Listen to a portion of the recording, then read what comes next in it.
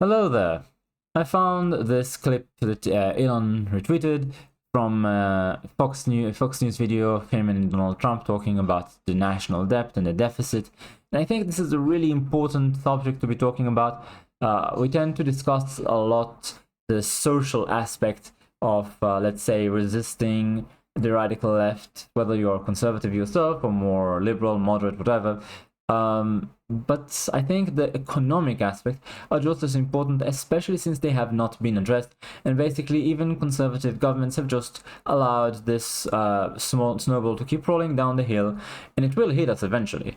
All Western countries, in fact, most countries in the world, are in similar dire straits. Some of them are further along, some of them are a bit behind in terms of the severity of this thing. For example, my home country of Israel is slightly less in depth than, let's say, the US, but we are on the same trajectory in the end, maybe 5-10 years behind, that's all.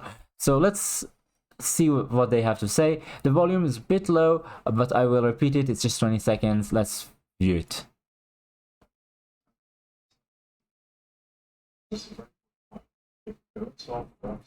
They want the money Social Security. We need a solve deficit of over 13 Nobody said it's got to be solved. When there's no money, there's no Social Security, it's not nothing.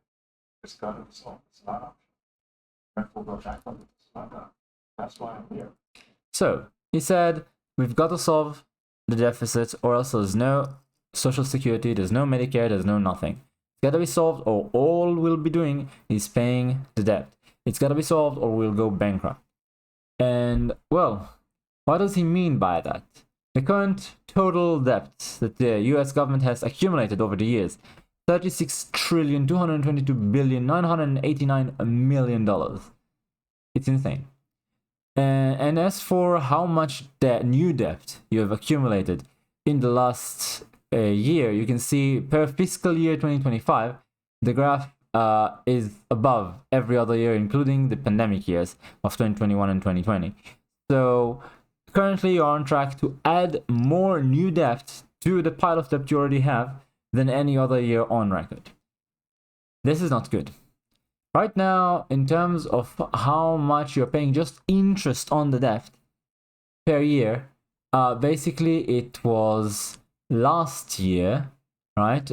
Last year alone, you had to pay over $1 trillion, 1.126 trillion in the fiscal year 2024, just interest on the debt. And that's a huge increase over 2023. In 2023, it was less than $1 billion, less than a trillion, sorry. It was $875 billion in 2023, the fiscal year. 2024, 1.1 trillion. So it increased by a lot. Not quite half, but close. 30% maybe more. And then for this year, well, the government is hoping it to be a bit less, 952 billion than last year. But there's a lot of analysts saying that it could already be exceeding 1.1 trillion based on the latest 12-month trend, heading 1.167 trillion in some calculations. Sorry, the numbers are so insane. So what does this mean? If we go by last year, the interest on the debt alone, not repaying the debt, just the interest for the year of 2024 per single taxpayer was $8,340. Right? So basically each taxpayer has to pay $8,340 in taxes per year just to cover the interest on the debt. Not to repay the debt, not for government operation, just to repay the interest. And by 2035, forecasts say that if trends hold, the figure would be closer to $13,000 or more per year per taxpayer just for the interest. Think about that. If you were so heavily in debt that just paying the interest would be $8,000 per year, and if you kept going with your current spending, it would increase in the next 10 years to $13,000 per year. Don't you think that's an awful lot of money for the average person? Don't you think that's something that should be looked into? Right now, if you look at the deficit is like 1.8, 1.9 trillion dollars. That means that most of it, the overwhelming majority of it, is just interest on the debt. That's the if you just repaid your debt and stopped paying interest, then the overwhelming majority of your deficit, new debt that you're accruing, would go away. You wouldn't have to pay it. Now, why are you in debt? Why are people going into debt at all? Because there are some events in life that are tragic or surprising, and you must spend the money to solve the problem. Like if you've been in an accident or something and you need to pay for healthcare, so a tragic accident, a healthcare emergency for yourself or a loved one, or if there's an opportunity or an investment. For example, you want to buy a house so that you can stop paying rent. You'd rather slowly pay the debt on the house. Or if you want to get a master's degree from a very good university for something like bioengineering or programming or whatever. So you go there, you get your degree, and then you get hopefully a very good position with a high salary, and you can pay the debt later and it'll be worth it in the end. But if, for example, you have a business and your normal operating cost is so much higher than your earnings that you are getting further and further into debt every month, that's untenable. That's going to ruin you. And this is, in my opinion, the state of the US right now. There's currently no war that the US is involved in officially. Nobody's invading your country. In terms of natural disasters, I don't think there's more than usual. Yes, there was the fire in California, there was the hurricane and so on. I'm not saying that there were none, but they weren't engulfing the entire country. They didn't ruin the entire country. This is not something that should cause you to go so much into debt.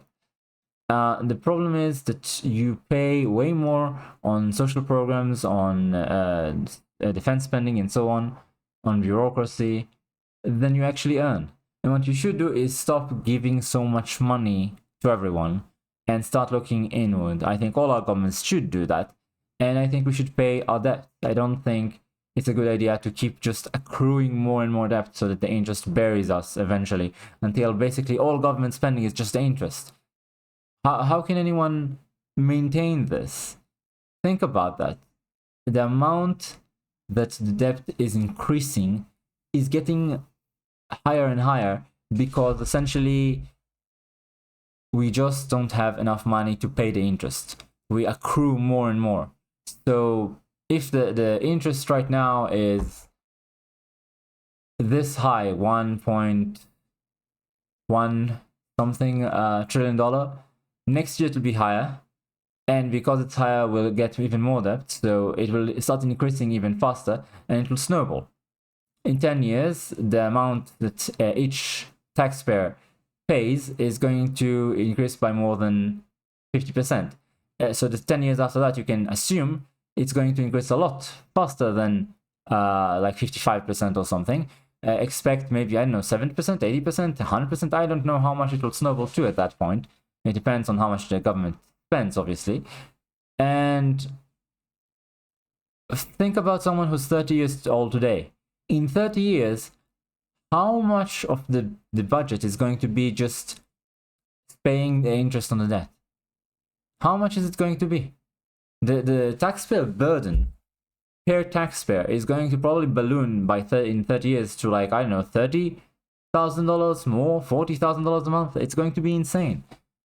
Will you be able to get Social Security by your retirement if you're 30 today or younger? Even if you're 40, it's going to be perhaps tight, who knows. But if you're 30 or younger today, will Social Security be there for you unless someone solves the deficit? That's in America. Let's say that here today in Israel, maybe if you're 20 or younger, it's still going to be a major problem.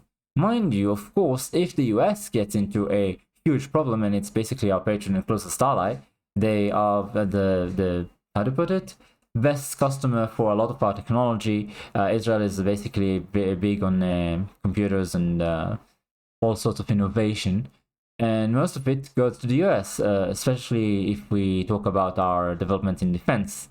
The US gets a lot of our missile systems and all sorts of stuff. So if the US is in a crisis, it's going to affect us too. It may well be that even if you're 30 today in Israel, you won't get your retirement money from the government unless something is done. And of course, Europe is about where the US is, maybe slightly, it depends on the country. Some are slightly ahead, some are slightly behind. But yeah, it's going to be a major problem for the entire world at this point. And there's really only one thing we can do: reduce spending. The taxpayer burden is already probably one of the heaviest in history. There's not much more you can tax people. They're already on their last legs. Most people can't save. Most people have very slim savings or none. There's nothing more you can take from them without them collapsing. There's no more overtaxing that you can do. The only thing you can do is reduce spending. And of course, the first place to cut is bloat, corruption, and waste, which is what Doge is for. And you know, statistics show now that more Americans view Doge favorably than unfavorably, despite the fact the coverage in the media has been 100% unfavorable. And it's been very hypocritical too. You can see that these guys actually talk about the privacy of the Americans. So they constantly pass laws against your privacy to spy on you, but they care a lot about your privacy from Elon Musk. Your privacy or theirs? And mind you, Keir Starmer in the UK just decided to basically demand the private data of anyone who uses an Apple product, including people abroad, so US citizens, or else from Apple, right? And also they have to hide that they're taking your data and giving it to the UK government from you. They're not allowed to tell you. This is what the UK government tried to do. They were basically refused by Apple, but did the Democrats make a fuss about it? No, not really. There was like one Democrat representative that was up in arms about it, and that's pretty much it. On the right, a lot of people talked about it, but strangely, the Nancy Pelosi's and Chuck Schumer's had nothing to say about it, because they are not ideologically in favor of privacy. They don't champion your right to privacy in all things. They use it against you to get what they want. So when it favors them, they champion privacy for themselves, in the name of championing privacy as a concept for you. On the other hand, when it doesn't hurt them, when it gives them more power over you, or rather the corporate masters, because I think most of them, the overwhelming majority, are empty suits, talking heads, then at that point, they are perfectly in favor of taking away privacy, yes. No argument is made for its own sake. But they will talk about the Constitution as if it's sacred one day, and as if it's something that is old, restrictive, and even racist the next. And the deficit is something that both the rhinos and dinos, the Republican names only, the Democrats in name only, the people who are the unit party, have allowed to be kicked down the road repeatedly. And I think, you know what, in this one thing, Trump is guilty too. Under his government, the US deficit has increased. Every year, the amount of debt has increased.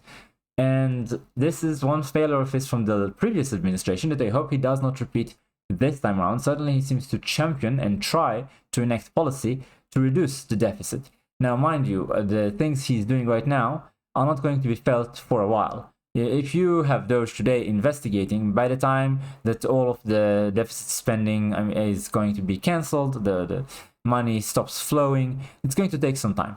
It's not going to be effective immediately this month, next month. But I believe that for the fiscal year 2026, we should, if he manages to pass his agenda, if the courts don't block him, if the House and Senate remain on his side, we should see a very reduced deficit, and hopefully by the end of his tenure as President of the United States, by the end of his 4 years, the deficit will have been eliminated, and maybe even you can start paying the debt, because that's the only way going forward if you want your country not to collapse. If that's the way going forward, if we all want our countries not to collapse. This insane spending has not gone to our lifestyles. It hasn't gone for us to live beyond our means. It has gone to fund all sorts of adventures and ideological excursions all over the world in the name of our welfare.